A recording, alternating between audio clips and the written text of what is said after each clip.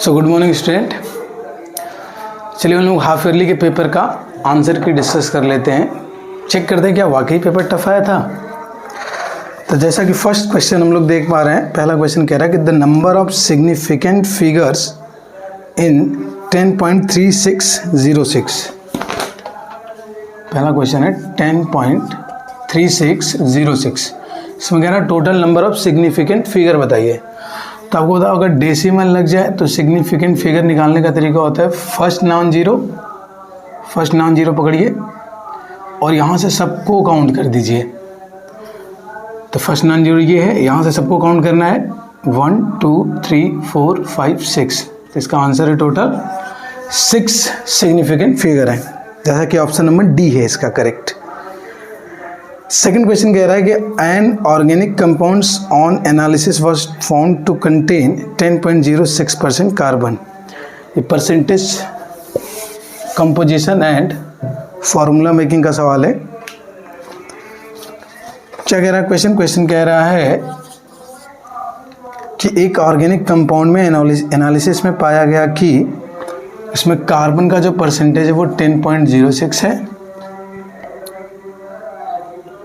ऐसे लिख देते हैं, इधर एलिमेंट रहेगा, यहाँ पे एलिमेंट, यहाँ पे परसेंटेज, फिर यहाँ पे percentage by atomic weight, then ratio.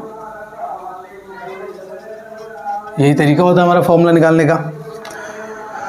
तो कार्बन है, हाइड्रोजन है और क्लोरीन है। तो कार्बन हमारे पास कितना है 10.06,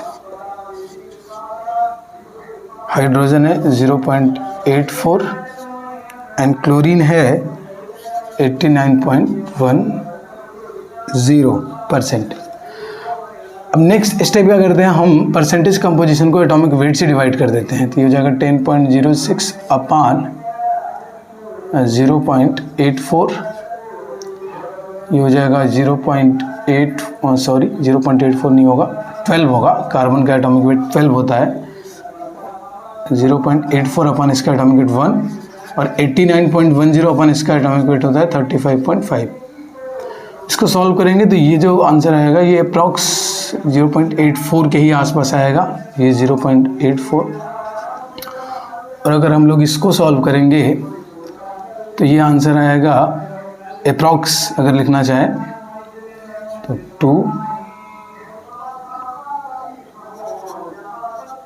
2.52 के अप्रॉक्स आएगा। अब ये सिंपलेस्ट अगर रेशियो देखेंगे तो ये रेशियो मिल रहा है 1:1:3 का। जैसे फार्मूला बनता हुआ दिख रहा है, इंपेरिकल फार्मूला C1H1 और Cl3, CHCl3 इसका फार्मूला बनता हुआ दिख रहा है। तरीका ये होता है कि एलिमेंट लेते हैं, परसेंटेज कंपोजिशन लेते हैं, एटॉमिक वेट लेते हैं, फिर देन सिंपलेस्ट रेशियो निकालते हैं। उनका जो सिंपलेस्ट रेशियो होता है वो इंपेरिकल फार्मूला होता है। अगर मॉलिक्यूलर वेट दिया गया तो इसकी मदद से हम लोग मॉलिक्यूलर फार्मूला भी इसका निकाल सकते हैं। तो इसका ऑप्शन हो जाएगा बी, ऑप्शन हो जाएगा इसका करेक्ट, CHCl3, जिसको क्लोरोफॉर्म के नाम से भी जानते हैं।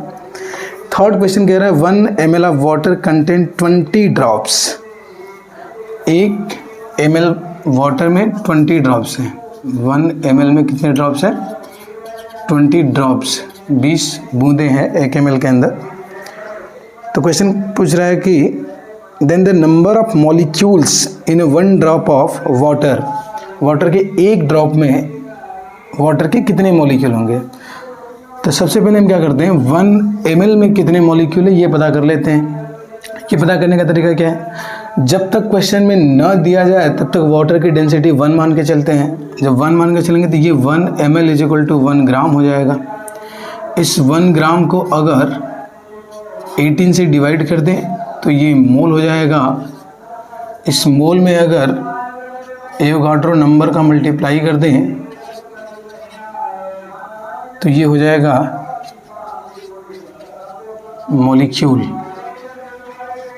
इसका मतलब 1 ml वाटर में टोटल नंबर ऑफ मॉलिक्यूल इतने हैं। क्या हम ये भी कह सकते हैं कि ये जो टोटल नंबर ऑफ मॉलिक्यूल आए हैं ये 20 ड्रॉप्स के आए हैं। मतलब हम कह सकते हैं कि 20 ड्रॉप्स के अंदर टोटल नंबर ऑफ मॉलिक्यूल हैं 6.022 इंटू 10⁻23 अपान 18। 1 ml का मतलब 1 ग्राम, 18 से डिवाइड किया मोल, एवोगाड्रो नंबर से मल्टीप्लाई किया मॉलिक्यूल। 1 ml के अंदर इतने मॉलिक्यूल मतलब 20 ड्रॉप्स के अंदर इतने मॉलिक्यूल है। हमें कितने में चाहिए? 1 ड्रॉप्स में चाहिए। तो 1 ड्रॉप में कितना हो जाएगा? 6.022 इंटू 10⁻23 अपान 20 से और एक्स्ट्रा डिवाइड होगा तो ये 360 आ जाएगा। नहीं समझ आ रहा तो ऐसे लिख देते हैं 18 इंटू 20 आ जाएगा यहाँ, ये 20 भी यहाँ आ जाएगा।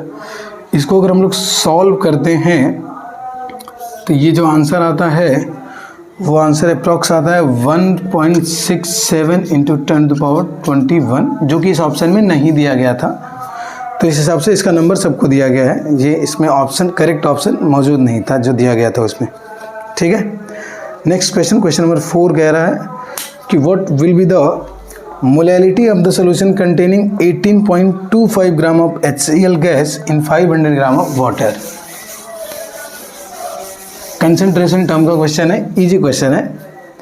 क्वेश्चन कह रहा है कि what will be the molality of solution containing 18.25 gram of HCl। 18.25 gram of HCl। हम क्या करते हैं, यहाँ से HCl के मोल निकाल लेते हैं। Moles of HCl, moles of HCl क्या हो जाएगा? Weight upon molecular weight, 18.25 weight upon molecular weight कितना होगा इसका? तो मोलिकुलर वेट होता है 35.5 इसका हाइड्रोजन का 36.5। इसको अगर ऐसे डिवाइड करें तो 2 बार में कट जाएगा, ये 1/2 आएगा। ठीक है, नेक्स्ट हमें वेट ऑफ वाटर दिया गया है। वेट ऑफ वाटर का मतलब क्या है? Weight of solvent. वाटर क्या होगा? सॉल्वेंट होगा, सॉल्वेंट है जो कि यहाँ वाटर है। कितना दिया गया है? 500 ग्राम। तो हम मोलैलिटी का फॉर्मूला लिखेंगे। मोलैलिटी क्या होता है? Number of moles of solute upon weight of solvent, और अगर ये ग्राम में है तो यहाँ 1000 से क्या करेंगे? मल्टीप्लाई।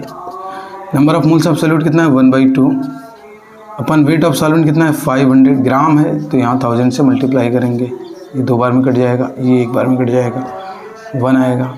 अब इसका आंसर 1m होगा, स्मॉल m होगा, ध्यान रहे। स्मॉल m का मतलब होता है मोलर और कैपिटल M का मतलब होता है मोलर।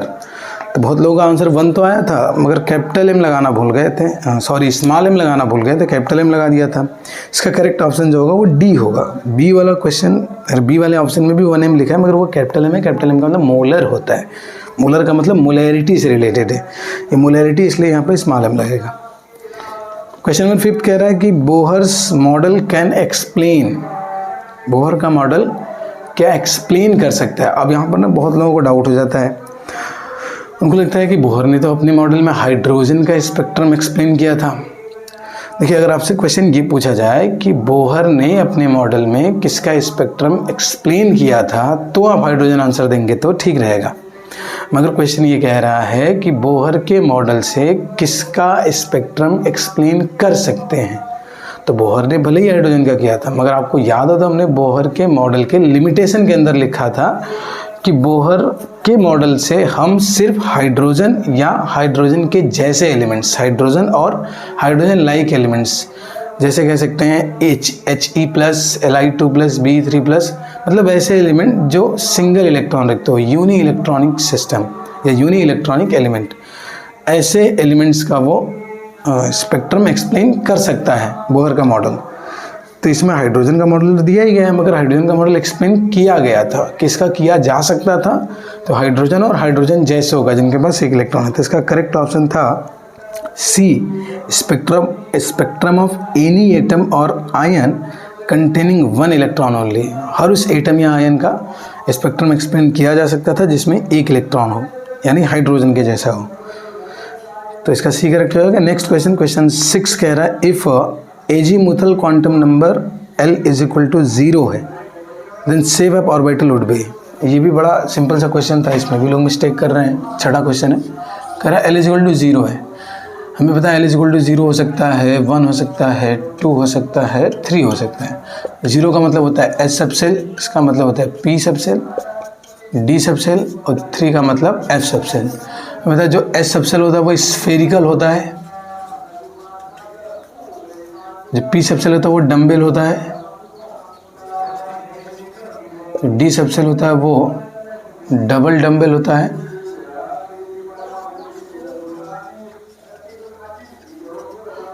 एफ का होता है कॉम्प्लेक्स या 8 फोल्ड स्ट्रक्चर बोलते हैं। अब कुछ लोग कॉम्प्लेक्स लगा रहे हैं। एल इज इक्वल टू 0 का मतलब है एस सब सेल, और एस सब सेल का जो शेप होता है वो कैसा होता है, स्फेरिकल होता है, यानी ऑप्शन नंबर ए करेक्ट हो जाएगा। नेक्स्ट क्वेश्चन नंबर 7 कह रहा है,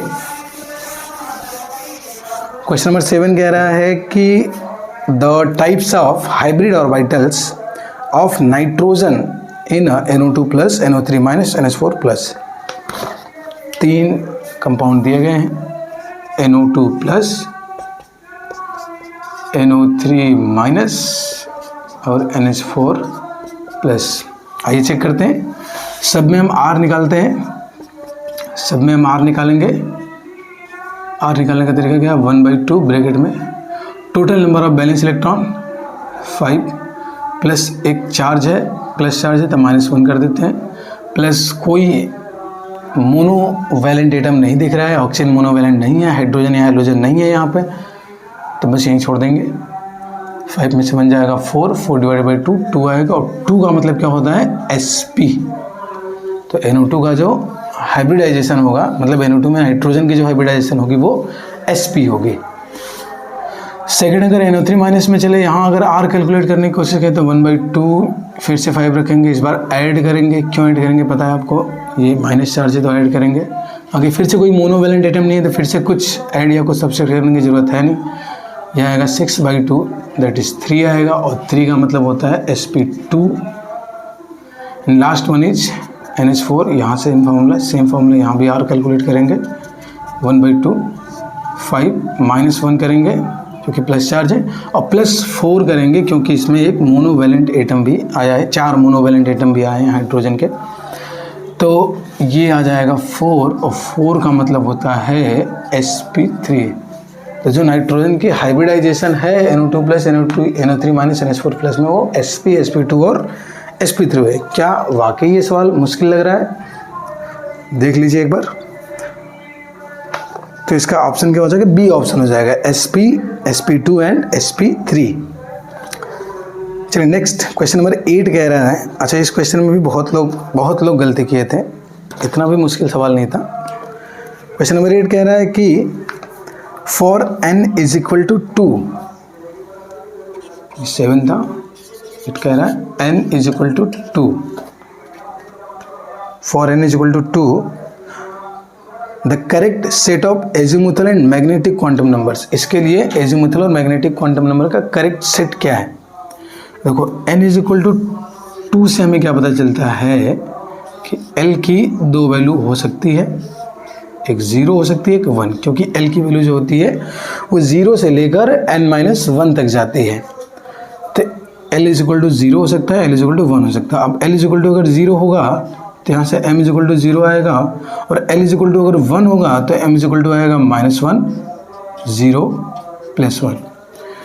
तो मतलब n इज इक्वल टू 2 के लिए एजीमुथल और मैग्नेटिक क्वांटम नंबर के 2 सेट पॉसिबल है। पहला सेट क्या पॉसिबल है, L is equal to 0, m is equal to 0, ये एक सेट है, ये भी करेक्ट है। और एक दूसरा सेट भी पॉसिबल है जो है L is equal to 1, m is equal to -1, m is equal to 0, m is equal to +1। तो मतलब n इज इक्वल टू 2 के लिए एजीमुथल और मैग्नेटिक क्वांटम नंबर के 2 पॉसिबल सेट बनाए जा सकते हैं। इनमें से जो सेट ऑप्शन में अवेलेबल होगा वो करेक्ट होगा। तो सबसे पहला सेट है L इज इक्वल टू 2, ये तो वैसे ही नहीं होगा क्योंकि जब n की वैल्यू 2 है तो L की वैल्यू 2 पॉसिबल है ही नहीं, L की वैल्यू जब भी होगी वो n से कम होगी। सेकंड कह रहा है L की वैल्यू 1, ये तो ठीक है, मगर m की वैल्यू -2 से +2 लिया है, जबकि m की वैल्यू जो होती है वो -L से लेकर +L तक जाती है, तो B भी इनकरेक्ट हो गया। सी कह रहा है L इज इक्वल टू 0, ये भी ठीक है, मगर L इज इक्वल टू 0 के लिए जो पॉसिबल m की वैल्यू दी गई है वो गलत है। एंड D कह रहा है L is equal to 1, m is equal to -1, D वाला केस ठीक लग रहा है, ये सेट पॉसिबल है। तो ध्यान रहे इसके 2 आंसर हो सकते थे, इत्तेफाक से ये वाला जो सेट था ये वाला ऑप्शन में अवेलेबल नहीं था, ये वाला सेट ऑप्शन में अवेलेबल है, इसलिए इसी सेट के साथ चलेंगे। यानी ऑप्शन नंबर डी हो जाएगा इसका करेक्ट। अब नेक्स्ट क्वेश्चन देखिए, कोवेलेंट कैरेक्टर यानी फजान रूल से आया हुआ है। Question number 9। क्वेश्चन नंबर 9 क्या कह रहा है? The correct sequence of increasing covalent character is represented by, अब क्या क्या है हमारे पास जरा इसको देख लेते हैं। LiCl है, NaCl है, BeCl2 है। ध्यान से देखें तो Cl पे तो एक ही माइनस होगा हर जगह, इस पे एक प्लस, यहाँ पे 2 प्लस। तो हमें पता है फजान रूल में कि चार्ज जो होता है वो डोमिनेटिंग फैक्टर होता है, तो जहाँ चार्ज ज़्यादा होगा कैटायन का या एनायन का, उसमें कोवेलेंट कैरेक्टर ज़्यादा होगा। तो यहाँ से ये तो पता चलता है कि सबसे ज़्यादा कोवेलेंट कैरेक्टर यहाँ पे है। सबसे ज़्यादा कोवेलेंट कैरेक्टर कहाँ है? BeCl2 में है। अब इन दोनों में क्या है? चार्ज सेम है, मगर अब साइज़ देखो, एनायन तो सेम है, कैटायन ही कंपेयर करेंगे, ये बात श्योर रहिएगा, कैटायन की ही कंपेरिजन होगी क्योंकि एनायन सब में सेम है। Na+ का साइज़ क्या है? बड़ा है, Na+ का साइज़ बड़ा है और Li+ का साइज़ छोटा है। हमने पढ़ा है कि कैटायन अगर छोटा हो तो इसकी पोलराइजिंग पावर ज़्यादा होती है, मतलब ये ज़्यादा पोलराइज करेगा, इसमें ज़्यादा कोवेलेंट कैरेक्टर आएगा। इसका मतलब सबसे ज़्यादा कोवेलेंट कैरेक्टर इसका होगा, इसके बाद इसका होगा, मतलब सबसे लीस्ट कोवेलेंट कैरेक्टर इसका होगा NaCl का।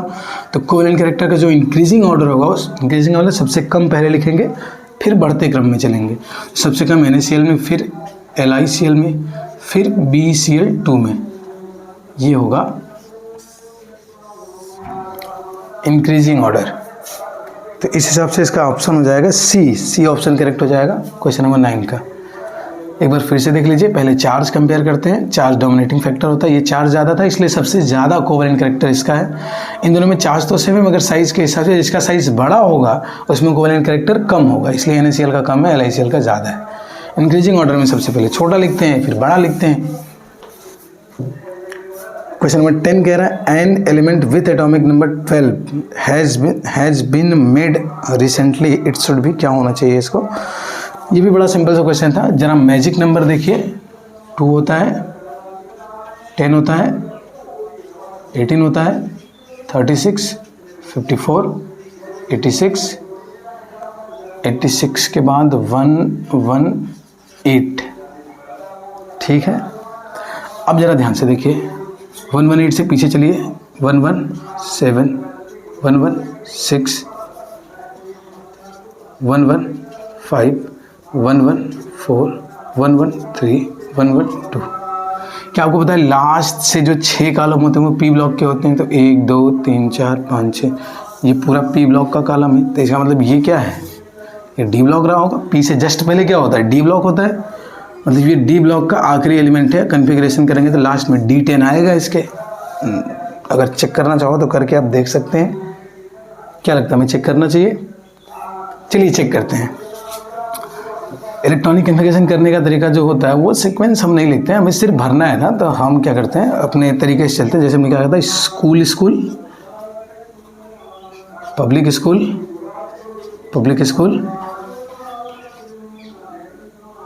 दिल्ली पब्लिक स्कूल, DPS, फिर FDPS, favourite Delhi public school, फिर FDPS।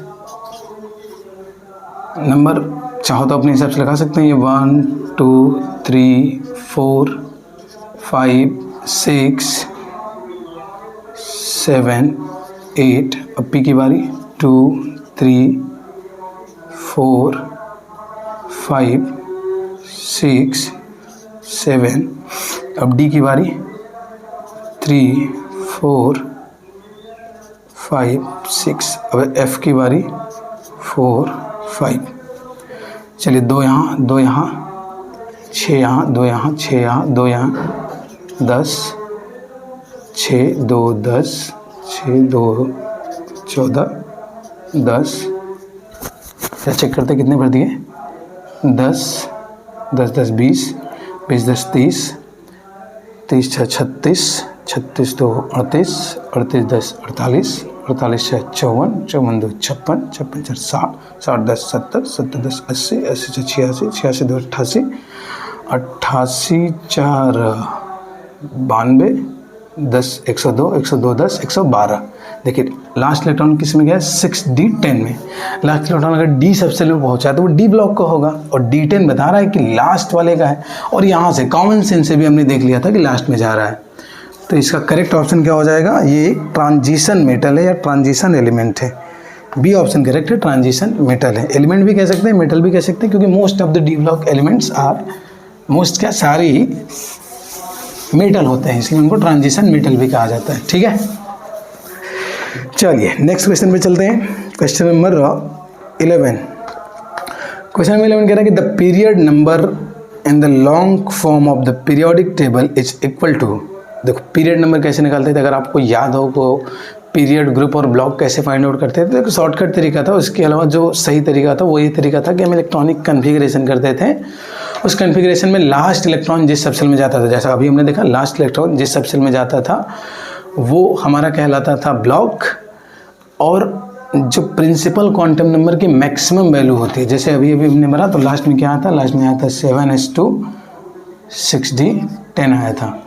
तो ये जो maximum value principal quantum number की है ये बता रहा है कि 7 पीरियड का है ये। इसी को देख के तो बताते थे। तो पीरियड कैसे पता करते थे, पीरियड पता करते थे इलेक्ट्रॉनिक कन्फिग्रेशन के दौरान जो प्रिंसिपल क्वांटम नंबर की मैक्सिमम वैल्यू थे उसको देख के बताते थे। प्रिंसिपल क्वांटम नंबर क्या है, इलेक्ट्रॉनिक कन्फिग्रेशन में 1s 2s 2p 3s जो भी लिख रहे हैं और बगल में जो नंबर लिख रहे हैं उसी को हम बोलते हैं प्रिंसिपल क्वांटम नंबर। तो करेक्ट ऑप्शन क्या होना चाहिए, सी होना चाहिए, maximum principal quantum number of any element of the period. किसी भी एलिमेंट के इलेक्ट्रॉनिक कन्फिग्रेशन करने के बाद उसका मैक्सिमम क्वांटम नंबर देखते हैं, कौन सा, प्रिंसिपल वाला, न कि एजीमुथल या मैग्नेटिक। ठीक है, क्वेश्चन नंबर 12। क्वेश्चन नंबर 12 कह रहा है, बड़ा इंटरेस्टिंग क्वेश्चन था, इसमें भी बहुत ज़्यादा लोग इसमें जो फंस जा रहे थे। क्वेश्चन कह रहा है कि elements having similar outer shell electronic configuration in their atoms are arranged in groups, vertical columns, families, all of this. देखो एग्जाम्पल के लिए मैंने एल्कली मेटल लिखा, या चलो हैलोजन लिखा। हैलोजन क्या, हैलोजन फैमिली बोलते हैं, फ्लोरीन, क्लोरीन, ब्रोमीन, आयोडीन। ये जो है क्या ये वर्टिकल कॉलम है, तो आंसर है यस, ये वर्टिकल कॉलम है। क्या इसको ग्रुप भी कहते हैं, जी इसको ग्रुप भी कहते हैं, वर्टिकल कॉलम्स को ही तो ग्रुप कहते हैं, और हॉरिजॉन्टल लाइंस को, हॉरिजॉन्टल रूट्स को हम पीरियड के नाम से जानते हैं, वर्टिकल कॉलम को ग्रुप के नाम से जानते हैं। क्या ये हैलोजन फैमिली भी है, जी बिल्कुल सही बात है। तो ये तीनों मतलब एक ही थे, वर्टिकल कॉलम बोले, चाहे ग्रुप बोले, चाहे फैमिली बोले, तीनों का मतलब एक ही होता है, इसलिए इसका करेक्ट ऑप्शन होगा D, that is all of these. अब नेक्स्ट इसके बाद असर्शन रीजन के क्वेश्चन थे। मोस्टली 15 और 16 तो मोस्टली लोगों के सही थे, 13 और 14 में मोस्टली लोगों ने गलत किया था। पहला कह रहा है कि shape of NH3 molecule is tetrahedral, wrong है। NH3 मॉलिक्यूल का जो शेप होता है वो होता है पिरामिडल, आपने देखा भी होगा NH3 मॉलिक्यूल का शेप कैसा होता है, पिरामिडल होगा। कई बार आपको बना के भी दिखाया गया था। आपको ये भी बताया गया था कि शेप और ज्योमेट्री में फ़र्क होता है, जैसे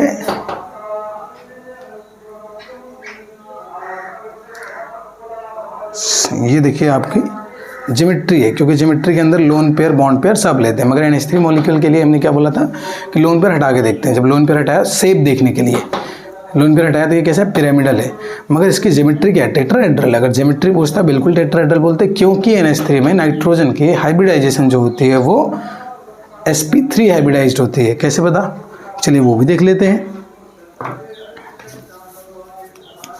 नाइट्रोजन के पास 5 इलेक्ट्रॉन, 3 इसके पास मोनोवेलेंट एटम, 2 से डिवाइड किया 4 आएगा, 4 का मतलब sp3, मतलब हाइब्रिडाइजेशन sp3 है, मगर शेप इसका क्या है, पिरामिडल है। तो जो असर्शन वाला स्टेटमेंट लिखा गया था वो तो रॉन्ग हो गया। रीजन क्या कह रहा है, रीजन कह रहा है कि इन NH3 नाइट्रोजन sp3 हाइब्रिडाइज, बिल्कुल सही बात है। sp3 हाइब्रिडाइज मतलब असर्शन जो है फॉल्स है और रीजन इसका ट्रू है, तो इसका ऑप्शन डी हो जाएगा, assertion is false but reason is true. 14 question कह रहा है noble gases are highly reactive, ये भी स्टेटमेंट फॉल्स है।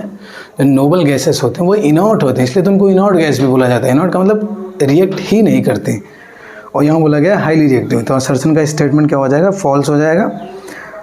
नेक्स्ट कह रहा है कि नोबल गैस है स्टेबल आउटर इलेक्ट्रॉनिक कन्फिग्रेशन, ये बात ट्रू है, करेक्ट है, क्योंकि उनके पास स्टेबल आउटर इलेक्ट्रॉनिक कन्फिग्रेशन होता है, इसलिए तो वो इनर्ट होती हैं, रिएक्ट नहीं करती हैं। तो इसमें भी सेम असर्शन क्या है, फॉल्स है, रीजन ट्रू है, इसलिए फिर से इसका ऑप्शन डी करेक्ट हो जाएगा। क्वेश्चन नंबर 15 कह रहा है मैग्नेटिक क्वांटम नंबर कैन है the value m is equal to -1 0 + 1, ये ट्रू है, मैग्नेटिक क्वांटम नंबर ये वैल्यू पॉसिबल है, -1 0 + 1, ये सेट पॉसिबल है मैग्नेटिक क्वांटम नंबर में, ऐसा नहीं कि ऐसा सेट पॉसिबल ही नहीं हो सकता। अगर ऐसा बोलता कि -1 0 1 फिर 2 भी बोल देता तो हम बोलते ये सेट पॉसिबल नहीं है, जहाँ से माइनस से स्टार्ट होगा वहीं माइनस पे खत्म होगा, साथ में 0 होना चाहिए। अगर बोलता -1 + 1 तो बोलते ये भी सेट पॉसिबल नहीं है, जब भी होगा तो जहाँ से माइनस का शुरू करेगा वहीं पे प्लस ले जाकर खत्म करेगा और बीच में 0 भी रखेगा, तो ये सेट बिल्कुल पॉसिबल है। रीजन कह रहा है magnetic quantum number specifies the shape of orbitals, ये बात गलत है, मैग्नेटिक क्वांटम नंबर जो होता है वो शेप नहीं बताता, ओरिएंटेशन बताता है। फिर से चलिए आपको एक बार रिवाइज करा देते हैं। हमारे पास 4 क्वांटम नंबर थी, चारों क्वांटम नंबर का मेन काम क्या है, पहला था principal quantum number, azimuthal quantum number, magnetic quantum number और लास्ट में आता है spin quantum number. Principal quantum number का मेन काम क्या बताना है, ऑर्बिट बताना है। एजीमुथल क्वांटम नंबर क्या बताता है, सबसेल बताता है और साथ में यही बताता है शेप ऑफ ऑर्बिटल, ध्यान रहे। एजीमुथल क्वांटम नंबर बताता है, जैसे एल की वैल्यू 0 बताता है कि ऐसे और स्फेरिकल है, एल की वैल्यू का 1 होना बताता है कि पी है और डम्बल है, एल की वैल्यू का 2 होना बताता है कि डी है और डबल डम्बल है, एम की वैल्यू का इससे कोई लेना देना नहीं है। फिर एम क्या बताता है, मैग्नेटिक क्वांटम नंबर बताता है ओरिएंटेशन, ऑर्बिटल के ओरिएंटेशन की बात करता है। जैसे ये m बताता है, जैसे p l = 1 है तो m = होता है -1 0, l = 1, इसने शेप बताया कि डम्बल है, मगर m की वैल्यू इसके करेस्पॉन्डिंग जो m की वैल्यू है इसने बताया कि डम्बल x के एक्सिस के अलॉन्ग है, y एक्सिस के अलॉन्ग है और z एक्सिस के अलॉन्ग है, इसलिए px py pz नाम पड़ा इसका। तो m क्या बता रहा है, m बता रहा है ऑर्बिटल का ओरिएंटेशन कि x में है, y में है, z में है, कैसे उसके लोब्स किधर है। और लास्ट स्पिन क्वांटम नंबर क्या बताता है, स्पिन क्वांटम नंबर बताता है रोटेशन ऑफ इलेक्ट्रॉन, इलेक्ट्रॉन का रोटेशन कैसे हो रहा है, क्लॉकवाइज हो रहा है, एंटी क्लॉकवाइज या अलोंग द अर्थ के रोटेशन हो रहा है या along the opposite to the earth के रोटेशन हो रहा है, ये उसके बारे में बताता है। या ऐसे भी कहते हैं प्रिंसिपल क्वांटम नंबर एक इलेक्ट्रॉन के एक क्वांटम स्टेट को बताता है कि इलेक्ट्रॉन घूम कैसे रहा है। हालांकि इलेक्ट्रॉन एक्चुअली कैसे घूम रहा है हमको नहीं पता, क्योंकि सारी कहानी क्वांटम है। क्वांटम में अपने हाइजेनबर्ग अनसर्टेनिटी प्रिंसिपल तो पढ़ ही रखा है कि एक साथ माइक्रोस्कोपिक पार्टिकल की, मूविंग माइक्रोस्कोपिक पार्टिकल की एक साथ मोमेंटम और लोकेशन नहीं बता सकते हम लोग। चलिए नेक्स्ट 16, क्वेश्चन नंबर 16 कह रहा है कि it is impossible to determine the exact position and exact momentum of an electron simultaneously. Just इसी के बाद अभी हम लोग कर रहे थे हाइजेनबर्ग अनसर्टेनिटी प्रिंसिपल, बिल्कुल सही बात है, असर्शन ट्रू है। रीजन कह रहा है the path of electron in atom is clearly defined, गलत बात है। अभी ऊपर ही कह रहा है कि जब लोकेशन बता ही नहीं सकते हैं एग्जैक्ट, तो पाथ कैसे बताएंगे। जब आपको पता ही नहीं है कि कोई शख्स कब कहाँ है तो वो किस रास्ते से जा रहा है उसको हम कैसे बता पाएंगे। तो रीजन वाला स्टेटमेंट क्या है, फॉल्स है। तो इसका यानी क्वेश्चन नंबर 15 और 16 का सी वाला ऑप्शन हो जाएगा, assertion is true but reason is false. तो ये था हमारा सेक्शन ए। अब नेक्स्ट टाइम हम लोग सेक्शन बी स्टार्ट करेंगे। तब तक के लिए थैंक्स।